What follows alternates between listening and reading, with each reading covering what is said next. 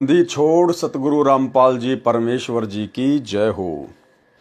परम पिता परमात्मा सारी सृष्टि के रचनहार कुल मालिक असंख्य ब्रह्मांडों के स्वामी जगत गुरु तीनों लोकों में प्रवेश करके सबका धारण पोषण करने वाले राजाधिराज आत्माधार नाथों के नाथ देवों के देव महादेव सर्वेश्वर महेश्वर मृत्युंजय अजरो अमर आदि अनादि सनातनी प्रभु जगत पिता जगदीश्वर श्री श्री 1008 की उपाधि के वास्तविक अधिकारी अकाल मूरत शब्द स्वरूपी राम वासुदेव सर्वगतम ब्रह्म परम पूज्य प्रथम पूज्य परम संत परम पुरुष परम धनी परम दयालु सत्य कबीर हक्का कबीर अल्लाहू अकबर बाखबर अल्लाह ताला जगत के तारणहार जगत के मुक्तिदाता जगत के जगन्नाथ हारे के सहारे हिंदुओं के राम मुसलमानों के अल्लाह सिखों के वाहिगुरु ईसाइयों के मसीह दया के सागर दया निधि करुणा के सागर करुणा निधि स्वयंभू परिभू संकट मोचन कष्ट हरण मंगल करण दुख भंजन अविगत कबीर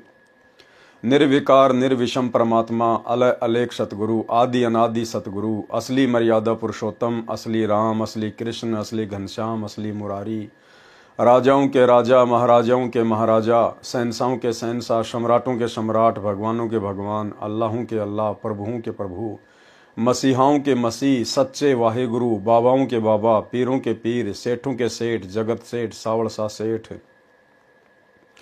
सर्वगुण संपन्न अनंत कोटि कलाओं के स्वामी अनंत कोटि ब्रह्मांडों के नायक योगियों में महायोगी ध्यानियों में महाध्यानी सिद्धों में परम सिद्ध ज्ञानियों में तत्व ज्ञानी ब्रह्म ज्ञानी महाज्ञानी परम ज्ञानी सर्वश्रेष्ठ ज्ञानी विज्ञानी युवा कबीर समृत कबीर असंवाद अमित ओजा सच्चे रहनुमा करीम अल्लाह सुभान अल्लाह दुनिया के अंतिम पैगंबर 8 सितंबर 1951 से गांव धनाना जिला सोनीपत हरियाणा भारतवर्ष की पावन भूमि पे प्रकट रियल कल की भगवान श्री नारायण साकार हरि श्री बाबा साहेब गरीब निवाज शब्द स्वरूपी राम संत श्रोमणी सतगुरु रामपाल जी परमेश्वर जी के चरण कमल में साध संगति से जुड़े हुए देश विदेश से हम सभी सत्सेवक भाई बहनों का अनंत कोटि दंडवत प्रणाम।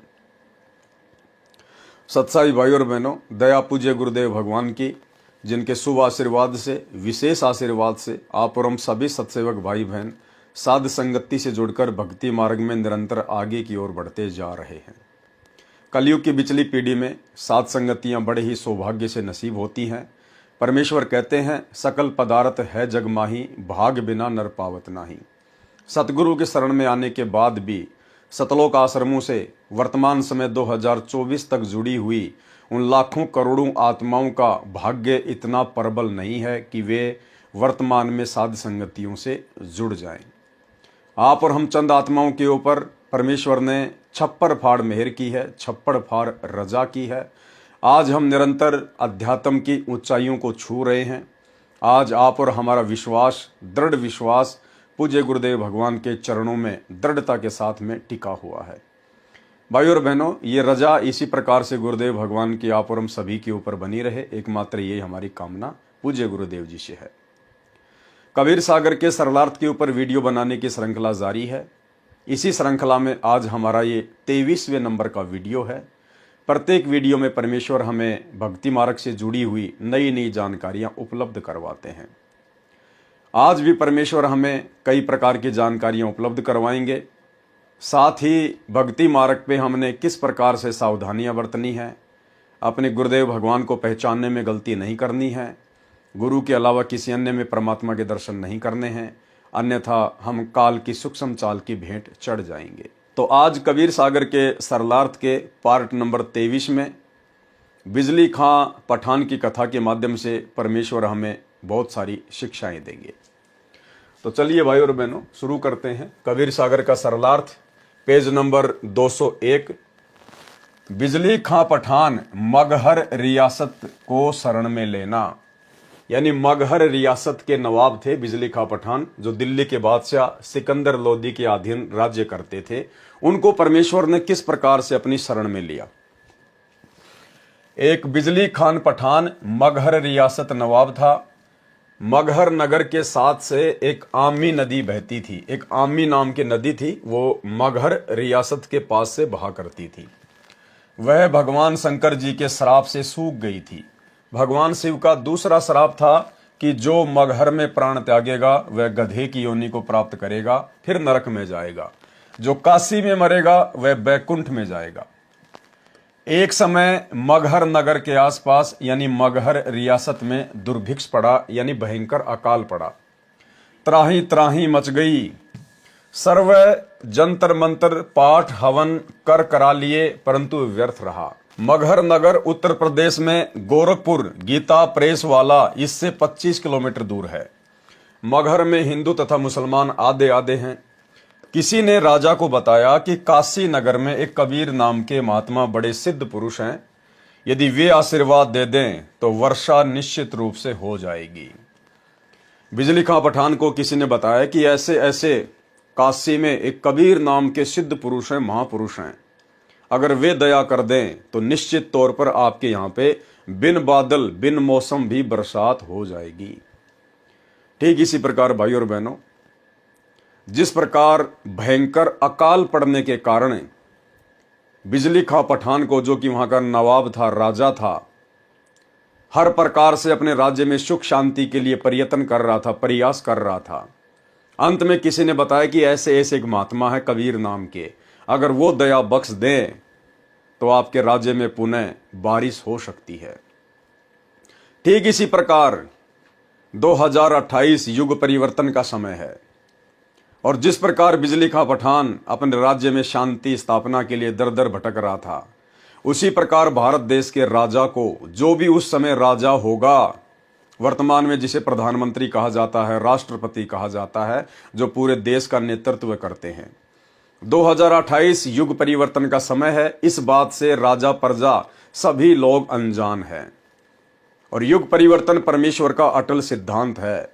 और युग परिवर्तन कोई सामान्य परिस्थितियों में नहीं होता, भयंकर विकट परिस्थितियां पैदा होती हैं, भयंकर अकाल पड़ते हैं, भूकंप आते हैं, या तो अतिवृष्टि होगी या बिल्कुल ही बरसात नहीं होगी, ओले गिरेंगे, तरह तरह की महामारियां आएंगी, युद्ध होगा, यानी हर प्रकार से परिस्थितियां धरती पर आम व्यक्ति हो चाहे देश का राजा हो, उन सब से बाहर परिस्थितियां हो जाती हैं, उनके वश की बात नहीं रहती है।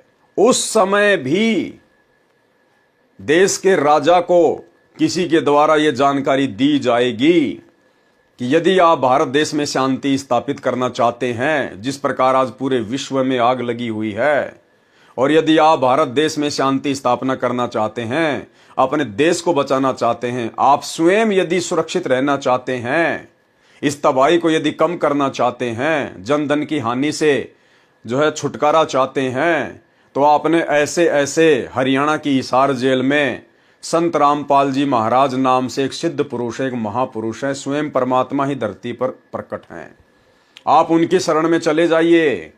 वे यदि दया कर दें तो पुनः शांति स्थापना हो सकती है, अन्यथा पृथ्वी पर दूसरा कोई विकल्प नहीं होगा।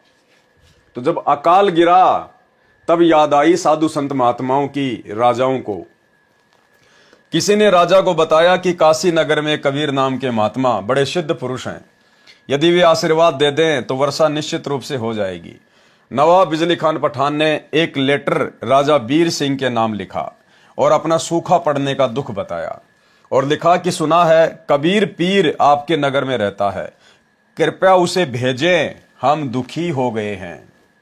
राजा में इतनी अकल नहीं होती है, राजा में इतनी आध्यात्मिक अकल नहीं होती है।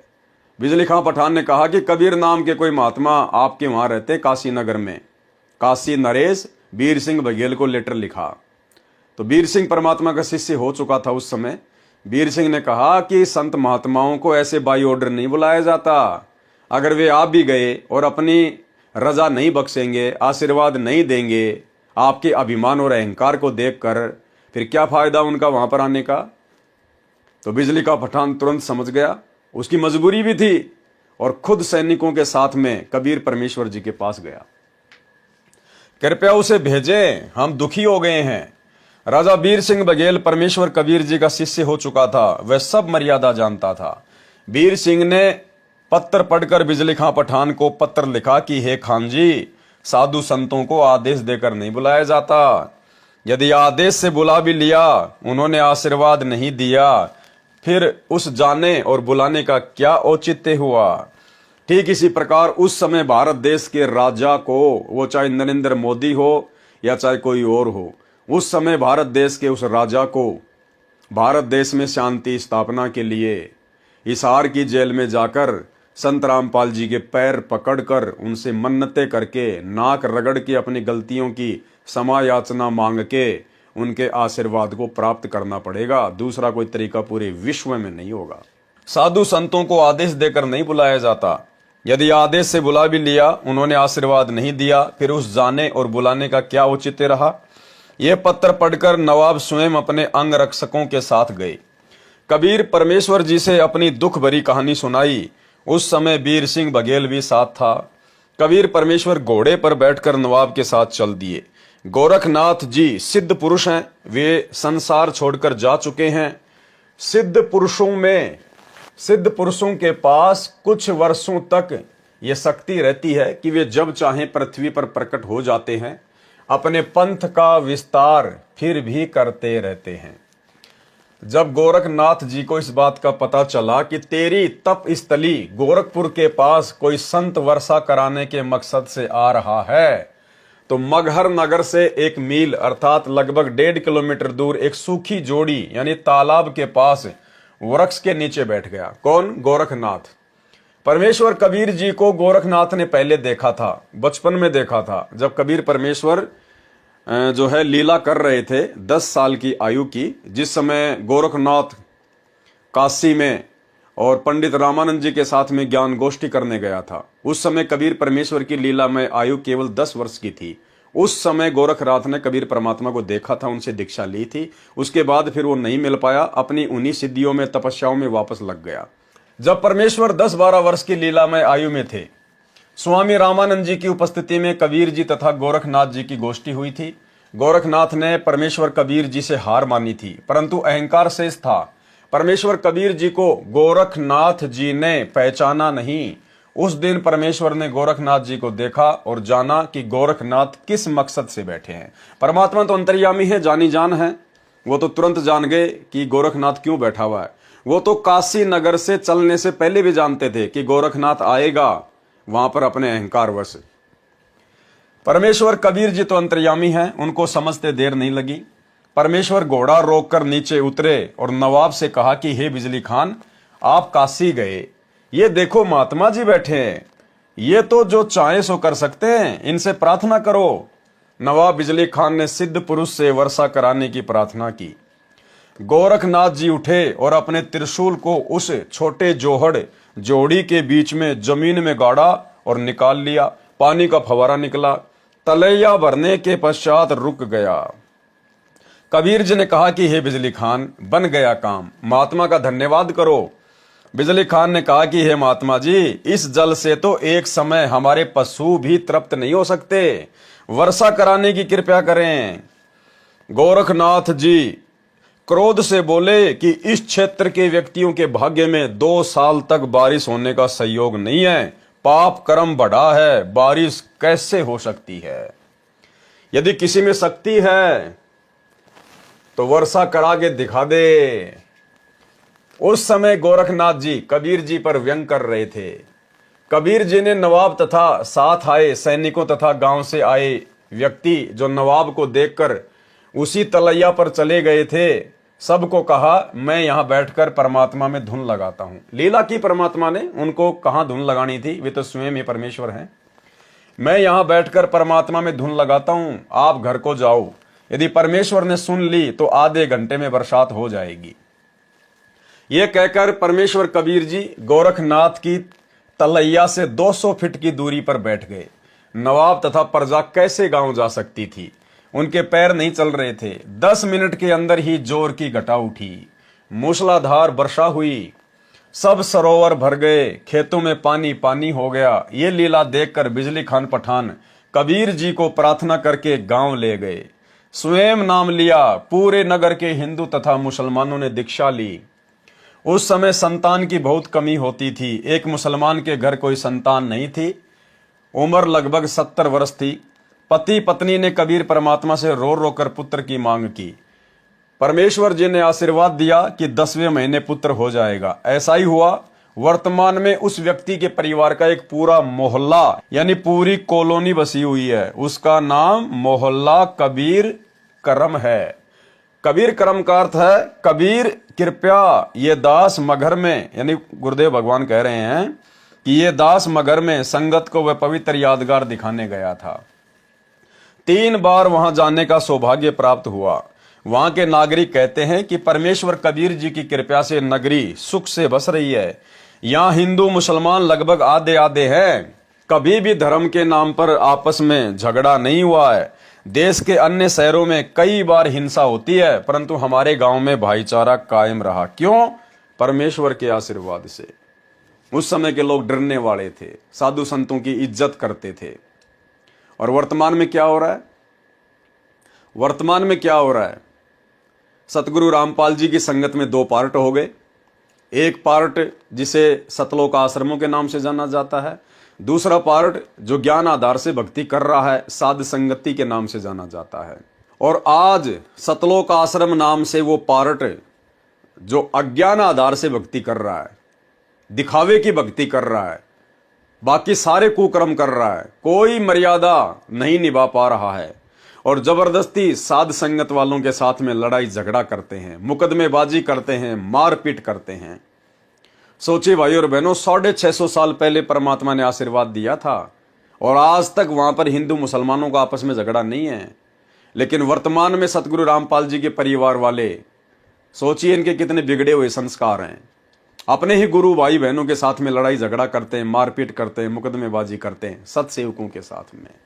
ये शर्म की बात है, डूब के मरने की बात है ये। यहां हिंदू मुसलमान लगभग आधे आधे हैं। कभी भी धर्म के नाम पर आपस में झगड़ा नहीं हुआ। देश के अन्य शहरों में कई बार हिंसा होती थी, परंतु हमारे गांव में भाईचारा कायम रहा। और सतगुरु रामपाल जी के परिवार वाले, ये कोऑर्डिनेटर, ये क्यों लड़ाई झगड़ा करते हैं हम सत्सेवकों के साथ में? ये भक्ति को लेकर लड़ाई झगड़ा नहीं करते, क्योंकि इन लोगों को भक्ति की टेंशन नहीं है। भक्ति चाहे कोई इनसे अच्छी करे या इनसे नीची करे, इनको भक्ति से कोई लेना देना नहीं है। ये लड़ाई झगड़ा केवल इस डर के कारण करते हैं कि संगत को लूटने का जो कॉन्ट्रैक्ट इस काल से हमने ले रखा है, गुरुदेव के परिवार वालों ने, इन कोऑर्डिनेटरों ने, इनको डर है कि ये कॉन्ट्रैक्ट कहीं ये साथ संगत वाले ना ले लें, कहीं हमारे हाथ से संगत ना निकल जाए, कहीं हमारे हाथ से ये दान धर्म ज्योति पाठ का पैसा ना चला जाए। इनको फिक्र केवल माया की है, पैसे की है। अपने स्वार्थ के कारण ये उलझे हुए हैं। लेकिन इनको इस बात का नहीं पता कि हम सतगुरु रामपाल जी परमेश्वर जी के शिष्य हैं, उनके सत्सेवक बच्चे हैं। माया को, धन दौलत को हम लोग अपने गुरुदेव के आशीर्वाद से और ज्ञान आधार से अपने पैर की ठोकर के ऊपर रखते हैं, पैर की ठोकर के ऊपर। हमारी नजरों में हमारे गुरुदेव भगवान से बढ़कर, उनकी सत भक्ति से बढ़कर दुनिया में कोई भी दूसरी अनमोल माया, अनमोल धन नहीं है। लेकिन काल प्रेरणा से ये लोग इस बात से अपरिचित हैं। यहां हिंदू मुसलमान लगभग आधे आधे हैं। कभी भी धर्म के नाम पर आपस में झगड़ा नहीं हुआ है। देश के अन्य शहरों में कई बार हिंसा होती है, परंतु हमारे गांव में भाईचारा कायम रहा। नाम भक्ति की कमाई करना अनिवार्य। अब गुरुदेव भगवान हमें क्या समझा रहे हैं, इस कथा के माध्यम से परमेश्वर हमें क्या शिक्षा देंगे? नाम भक्ति की कमाई करना अनिवार्य। यानी आज हम भाई बहनों ने गुरुदेव भगवान से, कबीर परमेश्वर जी से नाम उपदेश भी ले लिया है, हम उनकी शरण में हैं। और यदि हम लोग सुमरण को, 3 समय की आरती को, सत्संग सुनना, 5 यज्ञ करना, ये टोटल जो होता है ये भक्ति में आता है, परमात्मा की सेवा में आता है। इसी को कहते हैं पूजा करना। पूजा, भक्ति, सेवा, इसमें सब कुछ आ जाता है। 3 समय की आरती आ गई, मंत्र जाप करना हो गया, सत्संग सुनना, मर्यादा निभाना, गुरुदेव को भोग लगाना, यानी भक्ति से संबंधित जो भी क्रिया होती है वो सेवा, पूजा इसी नाम से जानी जाती है। तो परमेश्वर समझा रहे हैं कि उपदेश लेने के बाद में यदि आपने जरा भी भक्ति, पूजा, सेवा में ढील कर दी, जितने मंत्र गुरुदेव ने कह रखे हैं प्रतिदिन करने के लिए, कम से कम 1 माला प्रथम नाम की, यदि सतनाम मिला हुआ है तो कम से कम 500 या 1000 सतनाम के जाप, ये तो कम से कम है। ज्यादा चाहे कितने करो, ये तो अनिवार्य हैं, कम से कम है ये। यदि हम इतना भी नहीं करेंगे भक्ति को हल्के में लेंगे तो फिर हमारे साथ में क्या बनेगी, फिर भी हम पार नहीं हो पाएंगे। हम मर्यादा में भी पूरे हैं, सच्चा गुरु भी बना रखा है, लेकिन गुरु ने जितनी भक्ति करने का आदेश दिया है, यदि हम उतना भक्ति नहीं कर रहे हैं तो भी हम अंत में यही रह जाएंगे। नाम भक्ति की कमाई करना अनिवार्य। अध्याय वीर सिंह बोध, पृष्ठ 123 पर। राजा वीर सिंह की एक छोटी रानी सुंदर देई थी। जो काशी नरेश था राजा वीर सिंह, परमात्मा उसकी स्त्री के माध्यम से आप और हमें संदेशा दे रहे हैं कि नाम की कमाई नहीं की तो क्या बनेगा। राजा वीर सिंह की एक छोटी रानी सुंदर देई थी। उसने भी परमेश्वर कबीर जी से दीक्षा ले रखी थी। उसने सत्संग बहुत सुने थे, विश्वास कम था, नाम की कमाई यानी साधना नहीं करती थी। जब रानी का अंतिम समय आया तो यम के दूत राजभवन में प्रवेश कर गए। फिर यमदूत रानी के शरीर में प्रवेश कर गए और अंतिम श्वास का इंतजार करने लगे। उस समय रानी सुंदरदेई के शरीर में बेचैनी हो गई। यमदूत दिखाई देने लगे। राजा ने रानी से पूछा कि क्या बात है। रानी ने कहा कि मुझे राजपाट, महल, आभूषण कुछ भी अच्छा नहीं लग रहा है। रानी ने कहा कि साधु संतों को बुलाकर परमात्मा की चर्चा कराओ। साधु तथा भगत आकर परमात्मा की चर्चा तथा भक्ति करने लगे। उससे कोई लाभ नहीं हुआ। रानी के शरीर में कष्ट और बढ़ गया। यानी सबसे पहली शिक्षा तो भाई और बहनों ये कि यदि हम गुरुदेव की मर्यादा में रहकर और जितनी भक्ति उन्होंने करने के लिए आदेश दिया हुआ, यदि उतनी नहीं करेंगे तो भी यम के दूत हमें नहीं छोड़ने वाले। दूसरा, उस समय हमें हमारे भगत भाई बहन किसी प्रकार से कोई सहायता नहीं देंगे। हमारे भगत भाई बहन कोई भी आड़े नहीं आएगा। जिस प्रकार यम के दूत आ चुके थे, उसकी अंतिम श्वास का इंतजार कर रहे थे। रानी के कहने पर भगत भाइयों को बुलाया गया, परमात्मा की चर्चा की गई, महिमा की गई, लेकिन किसी भी भगत की चर्चा और महिमा से रानी को किसी प्रकार का कोई फायदा नहीं हुआ। यानी खुद की कमाई ही खुद के काम आएगी। खुद के द्वारा की गई सेवा, दान, धर्म ही खुद के काम आएगा। दूसरे की कमाई दूसरे भगत के बिल्कुल भी काम नहीं आएगी। रानी ने कहा कि साधु भक्तों को बुलाकर परमात्मा की चर्चा कराओ। साधु तथा भगत आकर परमात्मा की चर्चा तथा भक्ति करने लगे।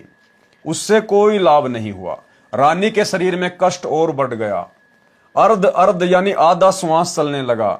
श्वास खींच खींच कर आने लगा। हृदय कमल को त्याग कर जीव भयभीत होकर त्रिकुटी की ओर भागा। यानी हमारी जो आत्मा होती है वो हमारे शरीर में जो है हृदय कमल में रहती है। तो यम के दूतों से वो आत्मा भयभीत हो गई, क्योंकि भक्ति उसने की नहीं, मर्यादा में वो रही नहीं, गुरु पे उसका विश्वास रहा नहीं। अंत में वो भयभीत हो गई, वो डर गई यम के दूतों को देखकर। अन्यथा परमात्मा ने तो कह रखा है, अगर आप मर्यादा में हो, भक्ति कर रहे हो, पहली बात तो यम के दूत तुम्हारे पास में आएंगे नहीं। अगर आ भी गए गलती से तो नाम का सुमरण शुरू कर दो, उनके तीर से लगेंगे, वो दूर जाके खड़े हो जाएंगे। तो अंत समय जब आया तो रानी का जो जीव था वो हृदय कमल से और त्रिकुटी की ओर भागा, और तो कोई रास्ता नजर आएगा नहीं। वो त्रिकुटी की ओर दौड़ा अपने बचाव के लिए। हृदय कमल को त्याग कर जीव भयभीत होकर त्रिकुटी की ओर भागा। यम दूतों ने चारों ओर से घेर लिया। चारों यम दूतों ने जीव को घेर कर कहा कि आप चलो, हरि यानी प्रभु ने तुम्हें बुलाया है। तब रानी के जीव को सत्संग वचन याद आए। उसने यमदूतों से कहा कि हे बटपार, हे जालिमो, तुम यहां कैसे आ गए? हमारा सतगुरु हमारा मालिक है, आप हमें नहीं ले जा सकते। रानी को तुरंत वो सत्संग याद आ गए। उसी समय परमात्मा भी याद आ गया, उनके वचन भी याद आ गए कि हाँ, गुरुजी जो बात कहा करते थे ना कि यम के दूत आएंगे और वो गला दबा दबा के जीव निकालते हैं, तड़प तड़प कर जीव मरता है। फिर रानी ने हकीकत में देख लिया सूक्ष्म शरीर में कि भाई जो गुरुजी कहा करते थे बिल्कुल वैसा ही हो रहा है। और उस समय गुरुजी ने यह भी कहा था कि अगर ऐसी नौबत आ जाए तो अपने गुरु को याद करना, या आपके गुरुजी ने जो मंत्र दे रखा है वो सुमरण शुरू कर देना और कोई प्रयत्न मत करना। हे माँ, हे पिताजी, अरे बचाओ रे बचाओ रे। अगर ऐसा करना शुरू कर दिया और सुमरण नहीं किया या अपने गुरुदेव को याद नहीं किया, और गुरुदेव को याद करने का तरीका भी यही है, सुमरण, क्योंकि परमात्मा शब्द रूप है। और जब हम शब्द का उच्चारण करेंगे, उस मंत्र का जाप हम करेंगे, तो हम सतगुरु को ही याद करते हैं। हम हैं सबद सबद हम माही, हमसे भिन्न और कछु नहीं।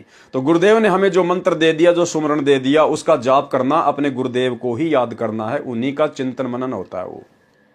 तो रानी ने अपने गुरुदेव को याद किया, सारी बातें उसको याद आ गई। उसने यमदूतों से कहा कि हे बटपार, हे जालिमो, तुम यहां कैसे आ गए? हमारा सतगुरु हमारा मालिक है, आप हमें नहीं ले जा सकते।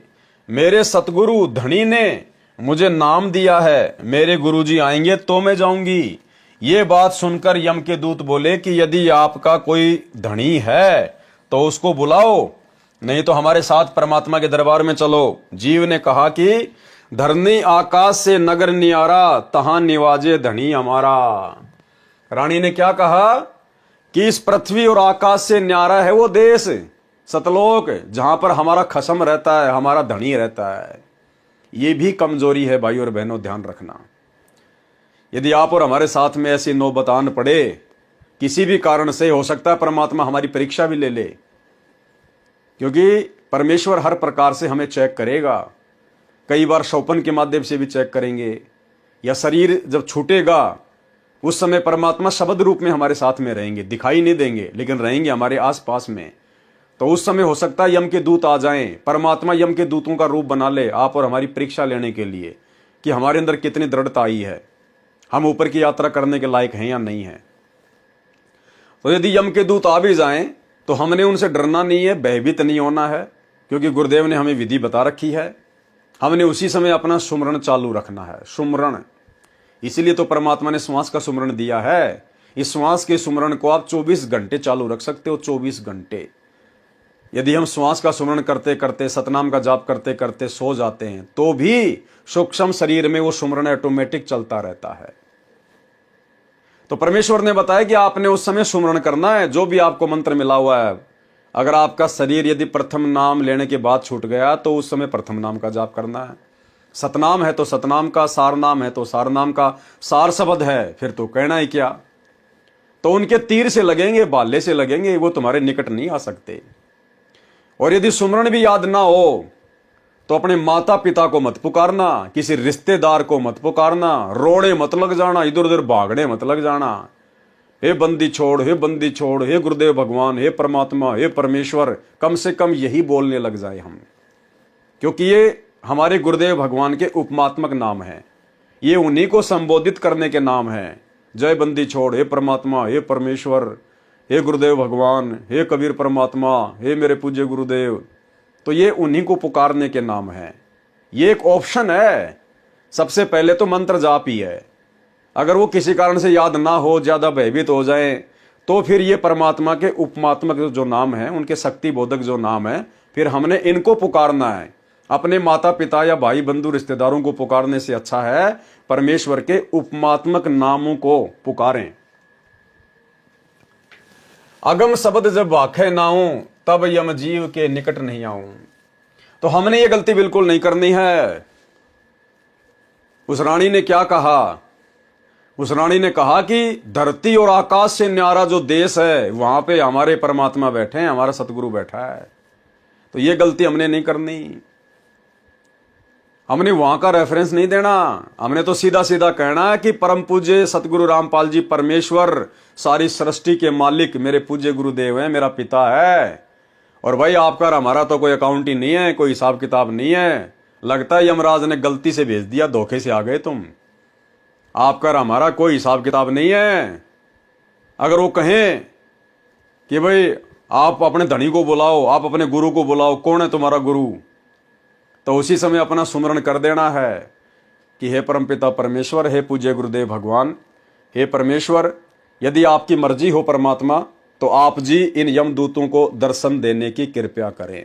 ये नहीं कहना उनके डराने से, धमकाने से कि गुरुजी आप कहाँ हो, जल्दी आओ, जल्दी आओ, जल्दी आओ, आपको यमदूत बुला रहे हैं। उन यमदूतों की क्या औकात परमात्मा के सामने भाई, जो यमदूतों के कहने से और हम परमात्मा को यमदूतों का आदेश बताएंगे। हमने प्रार्थना करनी है कि परमेश्वर, यदि आप जी उचित समझें तो परमेश्वर इन यमदूतों को भी दर्शन देकर इनको कृतार्थ करें। ये आपको याद कर रहे हैं परमेश्वर, हे अंतर्यामी, ये आपको याद कर रहे हैं। इस प्रकार से हमने प्रार्थना करनी है। सतगुरु तो जानी जान है, अंतर्यामी हमारे पास में ही रहता है। वो तो यमदूतों के भी साथ में रहता है। उस परमेश्वर की शक्ति से ही यमराज अपना सारा ये विधान यहाँ पे सेट किए बैठा है। तो हमने इस प्रकार से प्रार्थना करनी है। बाकी डरना नहीं है, घबराना नहीं है, कोई भी हो चाहे। और ये डर और घबराहट केवल उसी भगत को नहीं होगी उस समय जो भगत अंतिम श्वास तक मर्यादा में रहेगा, दृढ़ विश्वास के साथ भक्ति करता रहेगा और जो साध संगति से जुड़ा हुआ होगा। अन्यथा भाई और बहनों पसीने आ जाएंगे, पसीने। भावार्थ, पहले तो रानी को विश्वास नहीं हो रहा था कि जो सतगुरु जी सत्संग में ज्ञान सुना रहे हैं वह सत्य है। वह सोचती थी कि यह केवल कहानी है, क्योंकि सब नौकर नौकरानी आज्ञा मिलते ही दौड़े दौड़े आते थे, मनमर्जी का खाना खाती थी, सुंदर वस्त्र आभूषण पहनती थी। उसने सोचा था कि ऐसे ही आनंद बना रहेगा। यह तो पूर्व जन्म की बैटरी चार्ज थी। वर्तमान में चार्जर मिला, नाम मिल गया तो चालू नहीं किया, यानी वर्तमान में सुमरण मिल गया तो उसने जाप नहीं किए पूरे, यानी साधना नहीं की। जब बैटरी की चार्जिंग समाप्त हो जाती है, बैटरी डाउन हो जाती है, तो सभी सुविधाएं बंद हो जाती हैं। फिर ना पंखा चलता है, ना बल्ब जगता है, बटन दबाते रहो, कोई क्रिया नहीं होती। इसी प्रकार जीव का पूर्व जन्म की भक्ति का धन यानी चार्जिंग समाप्त हो जाती है तो सर्व सुविधाएं छीन ली जाती हैं। जीव को नरक में डाल दिया जाता है, तब उसको अकल आती है। उस समय वक्त हाथ से निकल चुका होता है। और आप और हमारे विश्वास के लिए वैसे तो गुरुदेव ने बहुत सारे इंटरव्यू के माध्यम से आप और हमें विश्वास दिलाया है कि कई बार ऐसा भी हो जाता है, यम के दूत आ जाते हैं और आप लोगों को डराने लगते हैं। तो ऐसी स्थिति में आपने क्या करना है। तो 2 एग्जाम्पल दिए परमात्मा ने। एग्जाम्पल तो हजारों की संख्या में है, लेकिन गुरुदेव ने जो अपने मुख कमल से बताए वो 2 एग्जाम्पल दास आपको यहां पर उन्हीं के मुख कमल से सुनाना चाहेगा। पहला तो गुरुदेव ने बताया कि एक भगत था और ऐसे ऐसे उसको यम के दूत आए और उसको ले गए। रास्ते में उन दोनों की आपस में बातचीत होती है। वो कहता है कि भाई तुम हमें नहीं ले जा सकते, हमने तो नाम ले रखा है कबीर भगवान से, यानी नाम तो लिया था सतगुरु रामपाल जी का, लेकिन गुरुदेव भगवान अपने आप को छुपाते हुए कबीर जी को ही महत्व देते हैं। बाद में वो यमदूत थोड़ा विचार करने लगे, भाई इतने कॉन्फिडेंस से कैसे बोल रहा है ये, हमारे सामने तो लोगों की बोलती बंद हो जाती है। तो उनमें से एक ने कहा कि कहीं हमसे कोई गलती ना हो गई हो, तू जा धर्मराज के पास कि साहब ऐसे ऐसे एक मृत लोक का एक प्राणी है और वो तो इस प्रकार से बोल रहा है। तो वो एक वहां गया धर्मराज के दरबार में, और धर्मराज के उन दोनों की आपस में बातचीत हो रही। उस भगत को बिल्कुल स्पष्ट सुनाई दे रही परमात्मा की लीला से, क्योंकि मालिक ने फिर इंटरव्यू उसका दिलवाना था आप और हमारे विश्वास के लिए। तो धर्मराज ने अपना रजिस्टर चेक किया और कहा, अरे किसको उठा लाए तुम, अरे वो नहीं है, वो बीमारी, उसको नीचे पटको, तुम मेरे को भी मरवाओगे, नीचे छोड़ो उसको जल्दी से। तो गुरुदेव ने कहा कि मेरा बेटा ने उसी समय मेरे को ऊपर से छोड़ दिया, और बाइज्जत तो कहां भेजने वाले थे, उसी समय मेरे को ऊपर से छोड़ दिया और मैं तो लोट पलेटा मारता हुआ और उस शरीर में वापस आके घुसा। 10-15 मिनट तक तो मेरे हाथ पैर काम नहीं कर रहे थे, पसीनम पसीना, आंख खुली, उसके बाद में माजरा समझ में आया। तो ये इंटरव्यू स्वयं गुरुदेव ने अपने मुख कमल से बताया है सत्संग में, जो हमारे विश्वास को दृढ़ करेगा। सुनिए। राय दरबार में दी कबीर तलाक, मेरे भूले चूके हंस को तू पकड़िए मत कजाक। जब धर्मराज के न्यायाधीश के ऑफिस में गरीबदास जी ने आके बताया अपनी वाणी में कि गोपाल दास, जब परमात्मा मुझे वहां धर्मराज के दरबार में लेकर गए और धर्मराज हाथ जोड़कर खड़ा हो गया करबद्ध, और परमात्मा जैसे बड़ा अधिकारी छोटे अधिकारी पर डांट मारा करे, एसपी जैसे ऐसे चोन धमकाया करे, ऐसे जाकर डांट लगा रहा है, वो जी सर कर रहा है। तो गरीबदास जी बता रहे, आंखों देखा धर्मराय दरबार में दे कबीर तलाक, मेरे भूले चूके हंस ने तू पकड़िए मत कजाक। बोला पुरुष कबीर से धर्मराय कर जोड़, और तेरे हंस न पकड़ो नहीं मन 2 ही लाख करोड़। ये परमात्मा आपके हंस को मैं नहीं पकड़ूंगा। परमात्मा ने कहा कि मेरे भक्त का तू लेखा जोखा भी मत करना, और गलती से आ जा तो मेरे पास भेज देना। तो धर्मराज ने कहा कि परमात्मा आपकी शरण माने से पहले इसके गुड और बैड अकाउंट दोनों होते हैं, तो इसके जो बैड अकाउंट में इसके बुरे संस्कार हैं उसके अनुसार तो दाता मैंने सदा सुनानी पड़ेगी, मेरी मजबूरी है, उसका कोई विकल्प बताओ। तो परमात्मा ने कहा कि कर्म भ्रम ब्रह्मंड के मैं पल में कर दूं नेस, उनको क्रॉस मार दूंगा, और दिन हमारी दो ही दिसो करो हमारे पेश।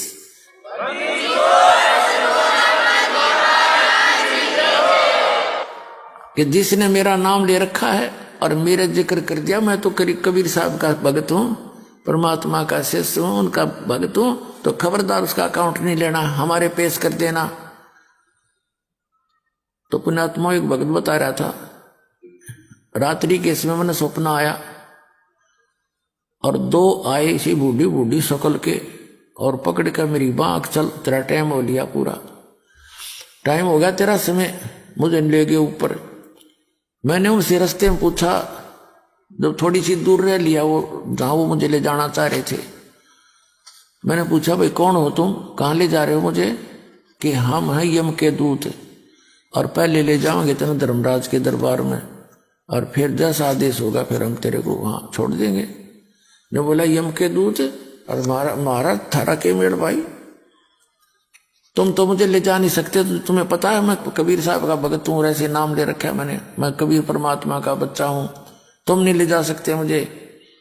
वो बोला चाल चाल सीधा था ना, तो न गट देंगे बात। ने बोला मैं गुट्टम गुट्टा उनके साथ छुटान लग गया, वो छोड़ने के ऊपर दोनों खूब खुचम खुचा हो गया हम तीनों जने। तो वो तगड़े थे, मेरा भी कई मार गए, मुझे खड़ा कर लिया। तो वो फिर डर गई इस बात, तब इतना कॉन्फिडेंस से जब कह रहा है कि गड़बड़ हो जा, थारे दो चूक लागी हो। एक ने कहने लगा तू इसके पास खड़ा रहा, मैं पहले अंदर जाके वेरीफाई कर रहा हूं। तो उसने जाके कहता मैंने न सोने दूर थे, वो तो मालिक की लीला थी, अंदर बतलाते। उसने कहा जी ऐसे ऐसे एक व्यक्ति लाए हैं जो आपका आदेश था। वो तो यूं कहे मैं कबीर साहब का भगत हूं, तो मुझे ले जा नहीं सकते। ये बात कर दे, उसने फट दे वो फाइल खोल ली उसकी। ने बोला निकम्मे यू नहीं है, वो दूसरा इससे नाम का, और पटको इसे मरवाओगे मुन्ने भी।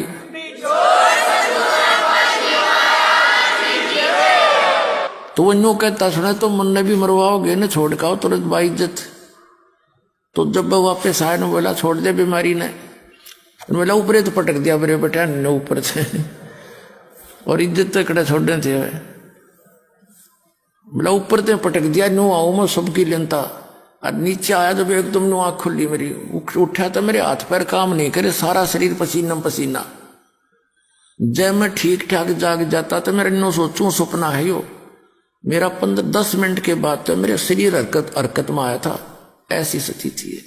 तो पुण्यात्माओं आपका ऐसे समर्थ से मेल हो गया है, अब सच्चे दिल से भक्ति करना, पूरे परिवार की रक्षा करेगा, और सतलोक जाओगे, शरीर जाओगे, वहां जाकर सुंदर शरीर पाओगे। बोलो सतगुरुदेव की जय हो।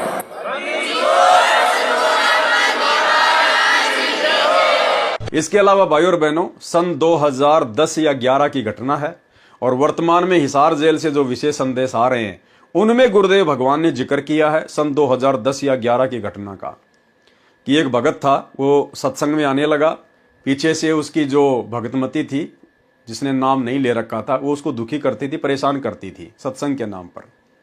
तो जैसे ही वो भगत अपने घर से सत्संग के लिए निकला, पीछे से उसका फोन आ गया कि कहाँ हो, बच्चा बीमार हो गया है, जल्दी आओ। भगत ने कहा कि मैं तो जा रहा हूं सत्संग में, घर पर पैसे रखे हुए हैं, हॉस्पिटल बराबर में है, बच्चे को दिखा ले। ये कहकर उसने फोन ही बंद कर दिया और सत्संग सुना। दूसरे दिन जैसे उसने फोन खोला, तुरंत उसकी भक्तमती का फोन आया, कहा कि कहाँ हो? बोला सत्संग में हूं। फिर उसने बहुत सारी बातें बताई कि आज तो चमत्कार हो गया हैं, आपके गुरुजी कैसे हैं, लंबे लंबे हैं, सर में सफेद बाल हैं, सफेद कपड़े पहनते हैं। भगत ने सोचा कि भाई आज ये क्या भाषा बोल रही है, क्यों पूछ रही है। तो गुरुदेव ने बताया कि उस लड़के ने अपनी माँ को बताया कि जिस समय हॉस्पिटल में था मैं, और ऐसे ऐसे यम के दूत आए और मुझे ले जा रहे थे पकड़ के शरीर से निकाल के, और उस समय ऐसे ऐसे एक लंबी लंबी हाइट का, सफेद सफेद बाल वाला, सफेद कुर्ते पजामे पहना हुआ एक बाबा आया, एक आदमी आया, और उसने झटका मारकर यम के दूतों से मेरा हाथ छुड़ाया। अब उसके बाद वो भगत भी रोने लग गया, उसकी भी आंखों में आंसू आ गए। कुछ दिनों बाद में उसके बाल बच्चों ने भी गुरुदेव से उपदेश ले लिया। तो भाई और बहनों, गुरुदेव अपने मुख कमल से ये इंटरव्यू बता रहे हैं, वर्तमान में ही हिसार जेल से जो ऑडियो आ रही है उनमें गुरुदेव कह रहे हैं कि इस दास ने उनको झटका दे के छुड़वाया। वो बच्चा बता रहा अपनी माँ को, आप और हमारे विश्वास के लिए कि कबीर परमात्मा स्वयं सतगुरु रामपाल जी ही हैं, कोई और नहीं है। सुनिए। नुकता ये भी होता है, जैसे एक भक्त ने बताया था कि मैंने नाम लिए 2-4 महीने हुए थे, घरवाली को पता लग चुका था, रो गए, थोड़ी बहुत खवास होनी हो ही जाती थी। एक दिन मैं सत्संग में आने लग रहा था, रास्ते में फोन आया, 10-11 की बात है, कि इकलौता बेटा बीमार हो गया बहुत सख्त, कहा हो, जल्दी आओ। मैंने कहा वैसे तुम्हारे पास है, हॉस्पिटल बिल्कुल साथ है, वहां दिखा लो, डॉक्टर ने इलाज करना, पैसे शुरू है, मैं जा रहा हूँ सत्संग। बस वाला की उल्टे सुलटी बात सुना, मैंने फोन काट दिया, मैं आ गया पास में, मैंने फोन ना बंद रखा। अगले दिन फोन खोला, उसी टाइम फोन आया कि लड़का ठीक हो गया, तो चमत्कार हो गया, डॉक्टर भी हैरान है, ये हो कैसे बेहतर हो गई। तो राहत की सांस ली। फिर मैं जब वहां गया तो फिर मैं पूछा कि तुम्हारे गुरु जी कैसे हैं, क्या सफेद कपड़े पहनते हैं, लंबे से हैं, सिर पे सफेद बाल हैं। मैं उनके मुंह की तरफ देखूं, ये उस लड़के ने बताया अपनी माँ को, एक ऐसा आदमी आया था और मेरे को काल के दूतों से नुक खींच के झटका देकर छुटा के लाया, वापस मेरे को छोड़ दिया इसमें शरीर में। तो मेरी आंखों से पानी पड़ा, और वो भी ने बोली हम भी चल रहे, वहां जाए, सारे परिवार में भिक्षा बोल। उसके बाद इन्होंने उस लड़के का 4 साल हो गए, बुखार नहीं चढ़ा। बच्चों, इसको कहते हैं नुकते ऊपर ही जगह रे कोटी करो जब जा तुम्हारे। तो भाई और बहनों, इसी प्रकार यदि आप और हमारे साथ भी ये शरीर छोड़ने के बाद में बन जाए किसी भी कारण से, चाहे हमारी भक्ति कम हो या चाहे परमात्मा हमारी परीक्षा लेते हो, हर स्थिति में हमने निडरता के साथ में, क्योंकि निडरता आएगी भक्ति की शक्ति से, मर्यादाओं में रहने से, और एक दिन ये सब में आ जाएगी जो अंत तक इस परमात्मा के दरबार में पड़े रहेंगे। तो उस समय हमें डरना नहीं है, घबराना नहीं है, हमने अपना सुमरण करना है, क्योंकि सुमरण ही हमारा गुरु है। शब्द गुरु चित चेला रे। उसके बाद आगे का काम पूज्य गुरुदेव भगवान का है। तब उसको अकल आती है। उस समय वक्त हाथ से निकल चुका होता है, केवल पश्चाताप और रोना शेष रह जाता है। रानी सुंदरदेवी ने सत्संग सुन रखा था, पूर्ण सतगुरु से दीक्षा ले रखी थी, नाम की कमाई नहीं की थी। दीक्षा लेने के बाद भी भक्ति पूरी नहीं कर पाई, नाम की कमाई पूरी नहीं कर पाई, पूरा विश्वास अपने गुरुदेव पर, उनके वचनों पर, सत्संगों पर नहीं कर पाई। वह गुरुद्रोही नहीं हुई थी, गुरु निंदा भी नहीं किया करती थी। रानी ने सतगुरु को याद किया कि हे सतगुरु, हे मेरे धनी, मेरे को यमदूतों ने घेर रखा है, मुझ दासी को छुड़ाओ। मैंने आपकी दीक्षा ले रखी है, आज मुझे पता चला कि ऐसी आपत्ति में न पति न पत्नी न बेटा बेटी भाई बहन राजा प्रजा कोई सहायता नहीं करता। गुरुदेव हमें शिक्षा दे रहे हैं उस रानी के माध्यम से कि उस समय, आज तुम जिन राजनेताओं की चापलूसी कर रहे हो, कभी कांग्रेस को वोट डाल रहे हो, कभी बीजेपी को वोट डाल रहे हो, कभी क्या कर रहे हो, कभी गांव वालों को खुश करने के लिए स्टेडियम बना रहे हो, हॉस्पिटल खोल रहे हो, गांव वालों के लिए एम्बुलेंस चला रहे हो, बसें चला रहे हो, रोडे बना रहे हो, उस समय में राजा प्रजा भी काम नहीं आएगी, केवल सतगुरु काम आएगा, सतगुरु।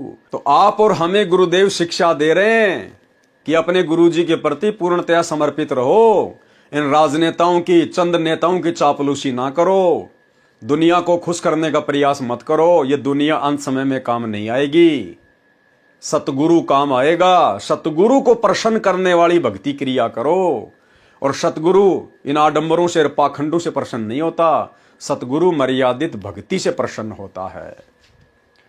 आज मुझे पता चला कि ऐसी आपत्ति में न पति न पत्नी न बेटा बेटी न भाई बहन न राजा प्रजा कोई सहायक नहीं होता।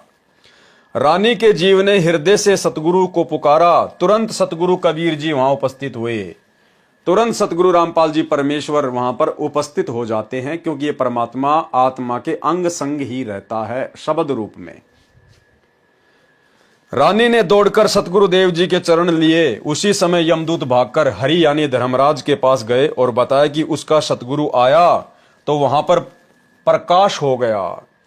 जीव ने सत्य सुकृत नाम जपा था। यमदूतों ने क्या बताया कि उस जीव ने सत्य सुकृत नाम जपा था। लेकिन भाइयों और बहनों, उसने सत्य सुकृत जाप नहीं जपा, क्योंकि वो तो अपने सतगुरु को याद कर रही थी। हे सतगुरु, हे सतगुरु, हे गुरुजी, हे धनी। नाम तो भूल चुकी थी वो, नाम तो वो जपती नहीं थी, नाम तो उसकी जुबान पे था ही नहीं। वो तो यमदूतों को परमात्मा ने सत सुकृत नाम सुनाया, ताकि वो यमदूत जब धर्मराज को जाकर बताएं तो धर्मराज समझ जाए कि हाँ भाई, अगर सत सुकृत नाम जपा था तो उसका गुरु कौन होगा। उसको इतना ही याद था, इस कारण से उसको यमदूतों से छुड़वाया तथा पुनः जीवन बढ़ाया। तब रानी ने दिल से भक्ति की, फिर सतगुरु कबीर जी ने पुनः सतनाम सारनाम दिया, उसकी कमाई की। क्योंकि भाइयों और बहनों, वो सत सुकृत जपेगी कहां से, क्योंकि परमात्मा ने तो बीच बीच के 5 मंत्र दिए थे उस समय 650 साल पहले। ये कंप्लीट नाम तो किसी को दिया ही नहीं। जो सत सुकृत शब्द प्रथम मंत्र के शुरुआती मंत्र में आता है, तो वो नाम तो उस समय किसी को परमेश्वर ने दिया ही नहीं था, केवल बीच बीच के 5 मंत्र दिया करते थे। तो रानी कहां से सत सुकृत जाप करती। वो तो गुरुदेव ने, कबीर परमात्मा ने यमदूतों को सुनाया, जिस कारण से वहां पर प्रकाश ही प्रकाश हो गया और यम के दूत वहां से भाग निकले। उसको इतना ही याद था, इस कारण से उसको यमदूतों से छुड़वाया तथा पुनः जीवन बढ़ाया। तब रानी ने दिल से भक्ति की, फिर सतगुरु कबीर जी ने पुनः सतनाम सारनाम दिया, उसकी कमाई की। संसार असार दिखाई देने लगा, क्योंकि अपनी आंखों से देख लिया था ना कि भैया, अगर नाम की कमाई नहीं की, भक्ति नहीं की, तो फिर से मेरे सामने वैसी परिस्थितियां पैदा होंगी। परमात्मा ने उसको डरा दिया और उस डर के कारण उसने फिर जम के भक्ति की। राज धन परिवार पराया दिखाई दे रहा था। आज आप और हम भाई बहन जिस राज्य को, धन को और परिवार को सुरक्षित रखने के चक्कर में बैठे हुए ना, परमात्मा हमारी आंखें खोलना चाह रहे हैं कि उस रानी को फिर ये राजा, राज्य, धन, नौकर चाकर, सुविधा, सब कुछ उसको आसार नजर आने लगी कि अंत में कोई भी काम नहीं आएगा। राज धन परिवार पराया दिखाई दे रहा था, जाने का समय निकट लग रहा था। इस कारण से रानी ने तन मन धन सतगुरु चरणों में समर्पित करके भक्ति की, तो सत्य लोक में गई, यानी मोक्ष की अधिकारी बनी। वहां परमेश्वर कौन, सत्य पुरुष ने रानी के जीव के सामने अपने ही दूसरे रूप सतगुरु से प्रसन्न किया। अब देखो भाई और बहनों, हमारी परीक्षा, अब देखना हमारी परीक्षा है इसमें कैसे है। वहां परमेश्वर सत्य पुरुष ने, यानी जब परमात्मा रानी को सतलोक लेकर गए, यानी परमेश्वर तो सेकंड में रचना कर सकता है इसी 21 ब्रह्मांड में सतलोक की। 1 सेकंड भी नहीं लगे परमात्मा को, फ्रैक्शन ऑफ सेकंड। जैसे इब्राहिम सुल्तान जंगल में शिकार खेलने गया, शिकार नहीं मिला, हिरण के पीछे दौड़ा, पानी की भयंकर प्यास लगी, भूख लगी, 10 मिनट पानी नहीं मिला तो वो भी मरे, घोड़ा भी मरा। परमेश्वर ने उसी क्षण वहां पर बाग बगीचे रच दिए, सुंदर तालाब रच दिया और स्वयं 2 कुत्ते लेकर बैठ गया। राजा वीर सिंह बघेल अपने सैनिकों के साथ में जंगल में शिकार करने गया, उसी समय परमात्मा आ गए। राजा ने कहा कि चलो जी शिकार खेलने चलते हैं। गुरुदेव ने कहा कि भाई अगर मैं तुम्हारे साथ चलूंगा तो शिकार नहीं मिलेगा, लेकिन राजा को विश्वास नहीं हुआ। चले गए, शिकार नहीं मिला और पानी की इतनी भयंकर प्यास लगी, गर्मियों का समय था। राजा ने सैनिकों को दौड़ाया कि कहीं कोई पानी की व्यवस्था करो, लेकिन पानी नहीं मिला। सबने सोचा कि भैया अगर 20 मिनट में पानी नहीं मिला तो सारे मरेंगे आज। उसी समय परमात्मा ने कहा कि उस पहाड़ के ऊपर जाओ और वहां पर सुंदर बाग बगीचे हैं, फलदार वृक्ष हैं और शुद्ध वहां पर तालाब भरा हुआ जल का। तो 1 सेकंड में परमात्मा ने रच दिया। तो ऐसे ही परमेश्वर ने 1 सेकंड में सतलोक रच दिया और परमेश्वर रानी को कहां लेके गए, उस सतलोक में लेके गए। अब यहां पर जो जिक्र गुरुदेव करना चाहते हैं, उसमें परमात्मा हमें क्या समझाना चाहते हैं, आप और हमारी परीक्षा है। इस कारण से रानी ने तन मन धन सतगुरु चरणों में समर्पित करके भक्ति की, तो सतलोक में गई। अब सतलोक में जाने के बाद क्या हुआ, वहां कहां, सतलोक में परमेश्वर अर्थात सत्य पुरुष ने रानी के जीव के सामने अपने ही दूसरे रूप सतगुरु से प्रसन्न किया। यानी एक रूप में परमात्मा वहां सतलोक में बैठे हुए हैं और एक रूप में उसके गुरु के रूप में उसको नीचे से ऊपर लेकर गए। और सतलोक में बैठे हुए रूप ने सतगुरु वाले रूप से सवाल किया, प्रसन्न किया रानी को लेकर। वहां परमेश्वर ने रानी के जीव के सामने अपने ही दूसरे रूप सतगुरु से प्रसन्न किया कि हे कड़ीहार यानी तारणहार, मेरे जीव को यमदूतों ने कैसे रोक लिया।